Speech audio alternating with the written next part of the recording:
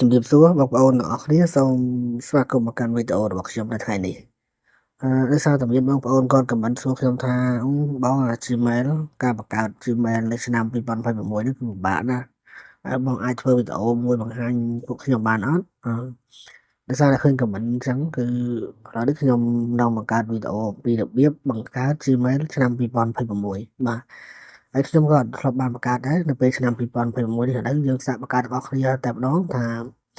តើឆ្នាំ2026នេះបង្កើតស្រួលឬក៏ពិបាកបាទឥឡូវយើងចូលទៅក្នុង Gmail បាទយើងចុចទៅលើកម្មវិធី Gmail របស់យើងតែម្ដងបាទ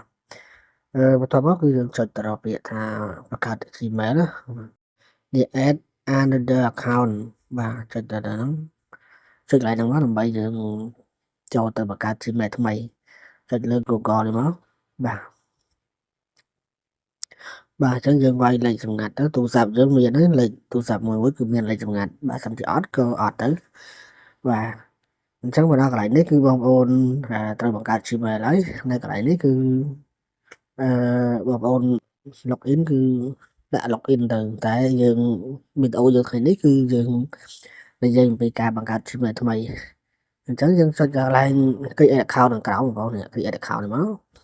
បាទចុចដល់ហ្នឹងវានឹងចេញជម្រើសមាន2គឺ for my personal use និងមួយទៀត for work or my business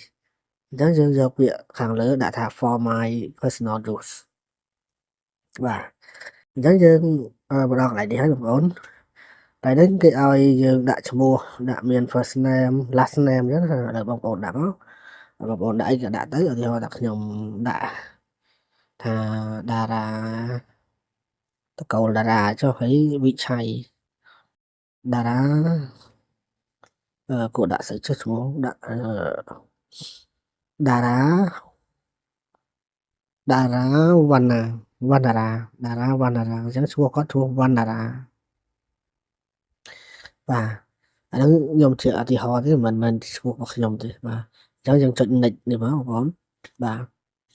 បន្ទាប់មកគឺបងប្អូនដល់កន្លែងថ្ងៃខែឆ្នាំកំណើតអញ្ចឹងបងប្អូន select យកទៅ select ថ្ងៃណាក៏បានដែរយកដល់ខ្ញុំ select ថ្ងៃនេះទៅហើយ11អញ្ចឹងទៅឆ្នាំ1990អញ្ចឹងណាបាទអញ្ចឹងបងប្អូនដាក់ធ្វើម៉េចដើម្បីឲ្យ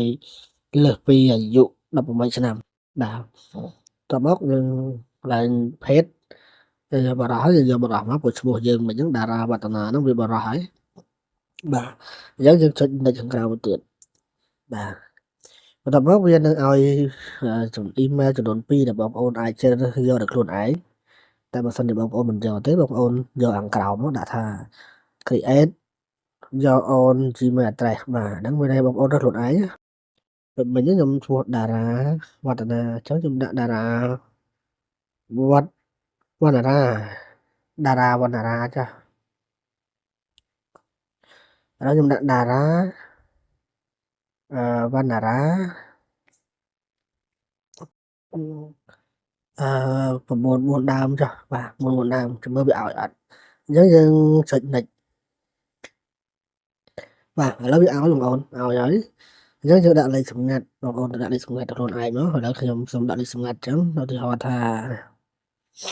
ឥឡូវខ្ញុំដាក់លេខសម្ងាត់មួយផ្លែតបន្ទាប់ពីខ្ញុំបានដាក់លេខសម្ងាត់ហើយគឺខ្ញុំចុច next បន្តទៀតបងប្អូនបាទឥឡូវដល់កន្លែងនេះហើយអញ្ចឹងដល់កន្លែងហើយខ្ញុំចុច next បន្តទៀតបាទអានេះគឺជាសេចក្តីណែនាំឬក៏បទបញ្ជាគេឬក៏ច្បាប់របស់គេអញ្ចឹងយើងតើអត់ទាញអញ្ចឹងមកហើយយើងចុច agree បាទអញ្ចឹងបងប្អូនចាំបន្តិចមកវាកំពុងដំណើរហើយបងប្អូនបាទអញ្ចឹងអានេះរបៀបបង្កើត email ឆ្នាំ2026ខ្ញុំក៏ទើបតែបង្កើតជូនបងប្អូនដែរខ្ញុំមិនទាន់ដឹងថាតើការបង្កើតនោះវាមិនដែរបាទឥឡូវបងប្អូនចាំតិចមកវាកំពុងដើរហើយបាទបងប្អូនគួរតែបង្កើត Gmail ហើយបង្កើត Gmail ដើម្បីស្រួលប្រើប្រាស់ឥឡូវនេះ Telegram អីកម្មវិធីផ្សេងៗគឺគេប្រើ Gmail ហើយវាប្រាប់ថាមិនឲ្យបង្កើតទេបងប្អូនអញ្ចឹងយើងចុច next បន្តទៀតបាទបងប្អូនឥឡូវនេះវាអត់ឲ្យបង្កើតទេឥឡូវខ្ញុំចូលទៅមើលក្នុង account របស់ខ្ញុំមើលនៅក្នុង app Gmail តើវាមានលុកចូលអត់ចឹងណាបងប្អូន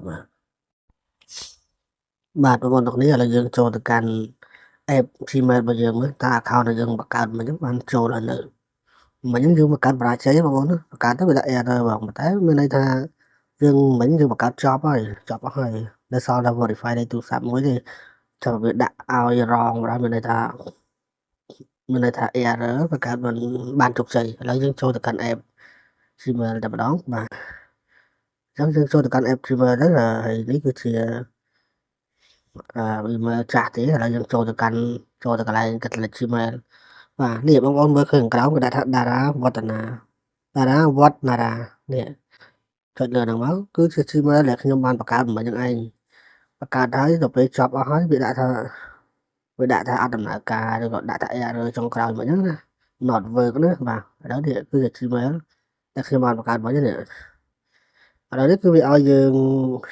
verify លេខទូរស័ព្ទបងប្អូនណា check activity ហ្នឹងគឺមានន័យថាឲ្យយើង verify លេខទូរស័ព្ទហើយបាទនេះទូរស័ព្ទរបស់ខ្ញុំបង្កើតមកហ្នឹងពីម៉ានហ្នឹង Isme នេះបាទហ្នឹងគឺមកដល់កន្លែងហ្នឹងគឺវាឲ្យយើង verify រៀបចំក្នុងមានកន្លែងនេះ verify ខ្ញុំដាក់លេខទូរស័ព្ទហើយអញ្ចឹង confirm អត់វាអាប់ដេតអត់អាប់ដេតទេគឺយើងគាត់ថា confirm ទៅបានហើយបាទហើយឲ្យយើង verify លេខទូរស័ព្ទបងប្អូនហើយខ្ញុំសាក verify សិនបាទបងប្អូនចាំតិចមកតាមពិតមិញវាដាក់ថាយើងបង្កើតបរាជ័យតែចុងក្រោយមកពេលយើងចូលទៅក្នុង app របស់ Gmail គឺមានន័យថា Gmail ដែលយើងបង្កើតបរាជ័យមិញទៅជាមាននៅក្នុងហ្នឹងចម្លែកដែរបងប្អូនណាបាទតែលេខទូរស័ព្ទនេះគឺលេខលើតុខ្ញុំទុកចោលលេខ Wi-Fi បាទអញ្ចឹងយើងដាក់ហ្នឹងមកបាទហ្នឹងយើងដាក់ចូលក្នុងយើងទៅ Spotify វាចោលបាទហើយហ្នឹងរួចសពគ្រប់បាទអញ្ចឹងមានន័យថា Gmail ដែលយើងបានបង្កើតមកហ្នឹងវាដាក់ថាបរាជ័យហ្នឹងតែពិតមិនបរាជ័យទេបងប្អូនគឺបង្កើតបានដោយជោគជ័យហើយបងប្អូននេះបង្កើតបានដោយជោគជ័យហើយបាទមាន clean មានអីណាទៀតកើតមកចេញ clean ហ្មងបាទអញ្ចឹងវិធីសាស្ត្រដែលយើងបង្កើត Gmail ឆ្នាំ2026នេះគឺវាមានបញ្ហាច្រើនដែរវារអាក់រអួលបន្តិចប៉ុន្តែយើងនៅតែបង្កើតបានបាទអញ្ចឹងនេះគឺជាវីដេអូដែលបងប្អូនអឺ comment លើវីដេអូខ្ញុំដើម្បីខ្ញុំធ្វើឲ្យបានអញ្ចឹងវីដេអូនេះគឺចប់តែប៉ុណ្្នឹងបងប្អូនយើងជួបគ្នានៅវីដេអូក្រោយទៀតបាយបាយ